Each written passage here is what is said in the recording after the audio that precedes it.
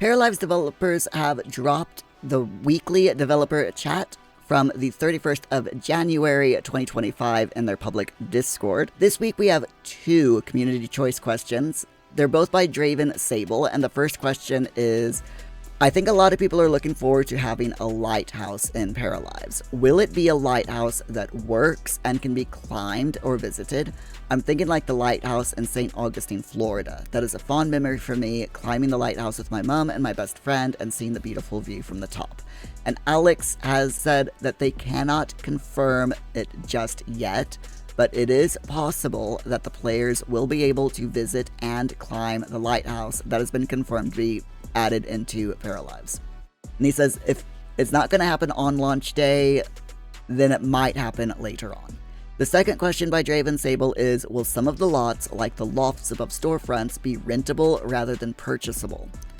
And Alex says, for the release, we won't have a system where there can be sublots on a given terrain lot, so the apartments above stores won't be usable just yet. We do plan to add that eventually, though, as for your idea, we won't have time to add the ability to rent a property for the release, but it's something that they're interested in adding later. Moving to the general questions, Wicked Brony says, the buildings in Paralives so far look great, but I have to ask, what kind of lore does the town have? And Alex responded, I'm looking forward to sharing more about that. Some lore elements are already established, and more of it will be created in the near future. Lucas asks, would it be possible for clothing/accessories to prevent certain actions or even alter them? For example, I would expect that someone cannot run or sprint properly when in clown shoes. Or that something like reading would be a lot slower when wearing a horse mask. He says, I come from a code-only modding world. I've seen that script modding won't be officially supported, but is there a chance that we could get source files, at least to some degree, to simplify the process of old-school modding? Also, will interactable and movable furniture be possible? For example, a serving trolley the pairs could push from the kitchen to the dining room, or a computer chair in which they could roll through the room rather than getting up to get something out of the printer. And Alex has responded to these questions with, the interaction system allows you to do things differently based on a wide variety of conditions, including clothing and accessory items that the character is wearing. So yes, it would be possible to prevent or alter certain actions according to what your para is wearing. Regarding the script modding, Alex says that they are not planning on sharing the source code, unfortunately, but after the release, they will investigate what they could do to better support script mods and decide on the actions they will take regarding that. And his answer to the third question by Lucas is, right now, we can animate items during animations like a sliding door opening and closing or a chair being pulled when sitting on it. It's also possible to attach or parent an item to a character, so you could push a trolley by parenting it to the root of the character. Alex says that they don't really have interactions right now that make characters push an object, so it's possible that modders could find there are missing elements to make it work perfectly. In the future, the devs might improve that when they add things like paras being able to push strollers, for instance. Indy asks if we will be able to remove the outlines that are around the paras as an option through mod settings in Paramaker or wherever else. And Anna responds that it won't be possible to remove the parafolk outlines in the options or in the Paramaker, but it will be possible to change it via the mod system if you tweak the shader options. Wicked Brony has a question about tutorials, specifically how they plan to implement tutorials into Paralives. And Alex has responded that for the initial early access release, they plan to have tooltips on almost every UI element so that players can rely on them to learn what everything does.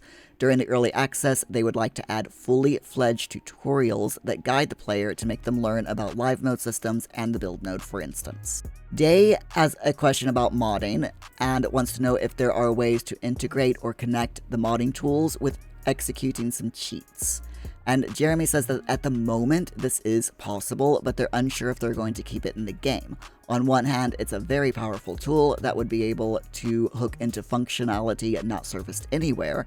On the other hand, if they have a cheat to shut down the game without saving, or some other insidious shenanigans like killing all the characters, it would be possible to create some rather disruptive mods. He says that it might be a question of toning down the cheats, but they'll see. Moving over to the live mode questions. Dingo wants to know if there will be a memory system in the game. Like, will paras remember their first love, and will there be a setting that can be activated to allow you to save footage from when these memories are triggered?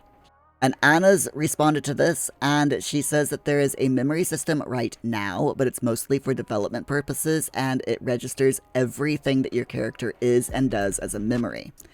She said that they consider using it as a base for a more player-friendly memory system that registers big milestones, in which you could do things like saving screenshots and all that, but it won't be there for early access.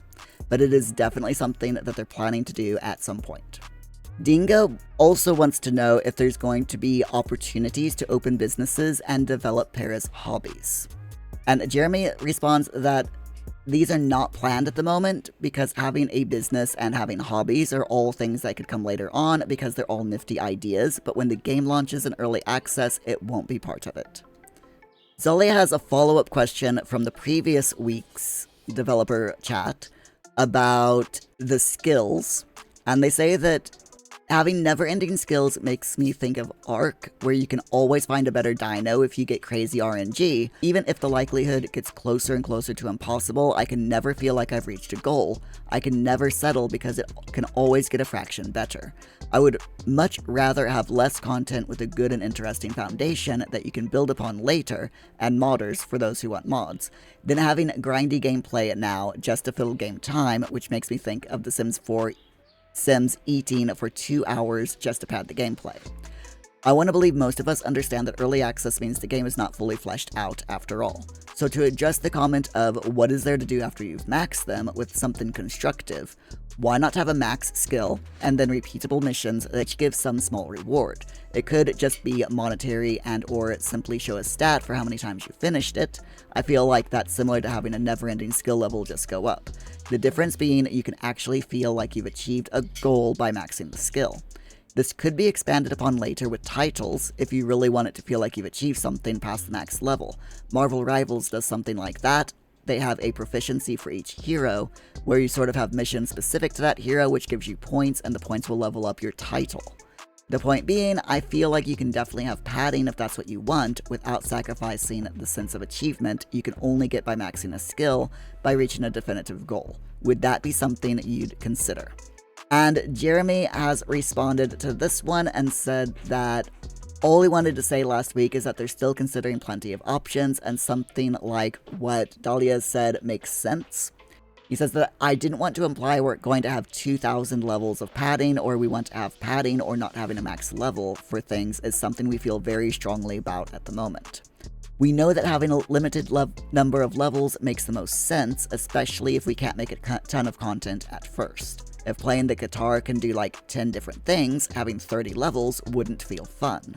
He says that missions and other extra objectives, in Dahlia's examples, might be something they relegate more to the once system, but they could feel like extension of skills in some capacity.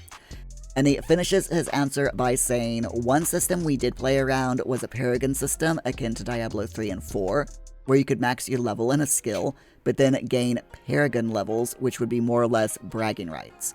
Perhaps some spot in town where you could see who has the highest Paragon level in X or Y skill, and potential space for more rewards down the line. If this felt like a system where you can't max your skill, or is getting the max level rewarding enough without getting on the Paragon treadmill, that's still something to figure out. This is not something in the game yet, and it is an idea that we might scrap entirely, so no need to worry if it's not your cup of tea.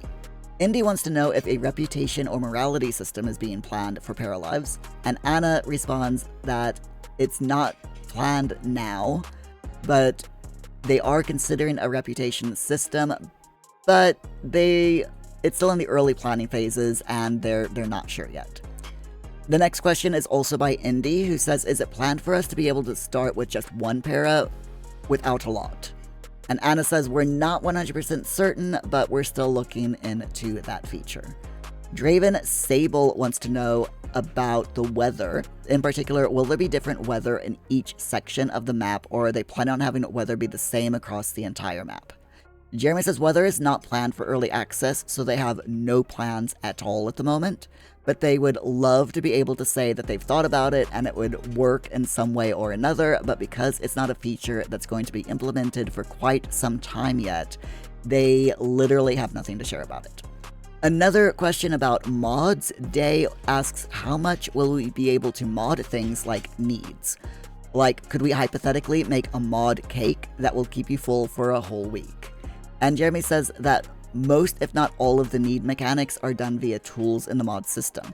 It would be possible to edit, add, or delete needs and change how they work in fundamental ways. So making a cake that keeps you full for a week would be very simple to do. You just need to add a new status effect that maxes your hunger need and lasts an in-game week, and makes an outcome of eating that cake, giving the character that status effect. Moving to build mode, Interago has a question about wildlife, and they want to know if it would be possible to see wildlife on the city streets at some point in the game's development. And Alex has responded that it is one of the things they would love to add eventually to make the world feel more alive. But since they have higher priorities to release the game in time, they're going to keep wildlife for later. Interago also asks if zip lines are still being planned. And will they be placed similar to clotheslines or bunting? And Alex says that yes, they are still planned, and yes, they will be placed like clotheslines and bunting. Sabrius wants to know that when brainstorming tools that the devs want to make available to players in World Building Tool after the weather is implemented, do they see it potentially letting players adjust for climate? So for example, World A is exempt from winter, World B is perpetual winter, World C has shorter days and longer nights, another world might be always autumn, etc. And they say that they feel that it would be a really cool feature to really make non-average climate world feel really immersive and convincing. And Jeremy has responded, I'm going to throw you back at Draven Sable's question above, and say that we really don't have much, if at all, to say about weather at the moment, and nothing to say about how the world building tool will work. These are all pretty interesting ideas, though, and it is totally the thing that they would like to have in their weather system. So maybe we'll get that level of adjustments sometime in the future. Who knows? Ben Chicken wants to know if the devs have plans to make silly interactable items. And they give some examples from The Sims 1, such as the skydiving machine, the make and magic stuff, dance cages, and the cake, that all have activities associated with them that makes you want to buy and use them. And Chloe says that at the moment, they're focusing on making basic interactable items, wouldn't say that they would never make silly interactable items. Sometime down the line, she says, I'm sure we'll have the time and means to create more goofy interactable things. And the final question is about Paramaker. Day has a question about binders, which are typically worn by female-to-male trans people. And they say that we've seen how binders will be functional at adjusting body shape, but how far can we push this with other kinds of custom content? For example, if I wanted to make a magical amulet that makes you super muscular when you wear it, would I be able to do so? And Leah answers that you could do it through the mod system, since binders are influencing the sliders for the body.